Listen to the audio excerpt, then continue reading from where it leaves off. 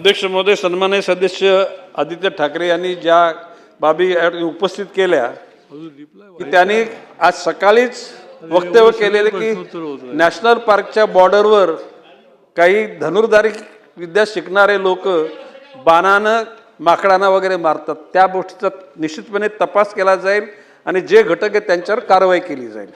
आपण मगाशी उल्लेख केलात की कुठल्या तरी चंद्रपूरमध्ये गौण खनिजाच्या खाणीवर ती होऊ नये म्हणून काही लोकांचा आग्रह आहे. आता गौण खनिज विभाग हे केंद्रीय, त्यांनी ती जागा त्यांना असं एक संमतीपत्र दिलं किंवा तुम्ही एक तर घेऊ शकता, पण ते घेताना वन्यजीव विभाग, वन विभाग, पर्यावरण विभाग या सर्वांच्या संमत्या लागतात. सकृतदर्शनी काही घटकांना वाटलं की त्या जागा दिल्यात आल्या, दिलेल्या नाहीत. एकूणच त्या ठिकाणचा झाडांचा झाडोरा लक्षात घेता मी स्वतःने माननीय मुख्यमंत्री देवेंद्रजी फडणवीस यांच्या मनात सुद्धा त्या ठिकाणी ती गौण खनिजाची खाण परवानगी देण्याचं नाही. आदेशामध्ये बाब अशी घडलेली आहे, मधल्या काळात वृत्तपत्रात आलेल्या बातम्यावरून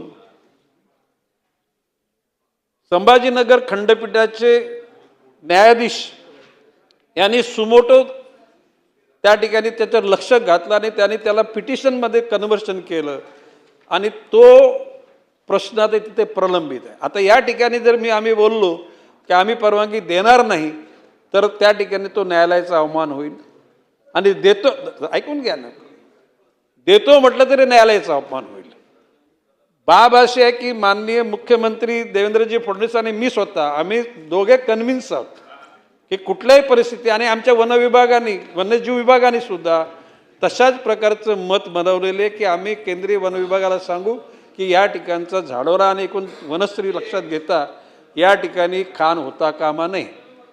फक्त मी एवढंच सांगतो की ही आमचं व्यक्तिगत, माझं झालं, मुख्यमंत्री महोदयांचं झालं, परंतु ही न्यायालयाच्या अधीन बाब असल्या कारणानं या ठिकाणी मी असं बोललो की आम्ही नाही देणार तर तो न्यायालयाचा अवमान होईल, आणि देणार बोललं तरीच न्यायालयाचा अवमान होईल. पण मी व्यक्तिशः माझं आणि माननीय मुख्यमंत्री महोदयांचं मत सांगितलं, याचा अर्थ आम्ही त्या आमच्या मताशी ठाम राहू आणि न्यायालयाने जर आमची बाजू त्या ठिकाणी जरा एक मिनिट माननीय न्यायालयाने जर आमची बाजू मांडायला परवानगी दिली तर आम्ही सांगू या ठिकाणी ही खाण होता कामा नये.